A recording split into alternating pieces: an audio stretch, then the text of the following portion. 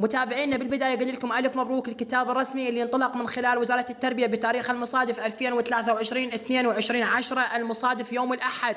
وزارة التربية توافق على قرارين مهمين لكافة المراحل. انضم لقناتنا مال التليجرام رابطة في أول تعليق مثبت، وحط لنا لايك للفيديو على مود يوصل لكافة المتابعين. وزارة التربية العراقية توافق على قرارين مهمين لحد الآن. القرارين اللي راح أحكيهن وزارة التربية وافقت عليهن. القرار الأول، وزارة التربية العراقية توافق على الانتساب لكافة المراحل للحالات المرضية، أي أن البت الحامل، الولد مسوى عملية، بنت مسوية عملية، تقدر تقدم على الانتساب، ولكن تروح فقط بوقت الامتحان وما تروح تداوم.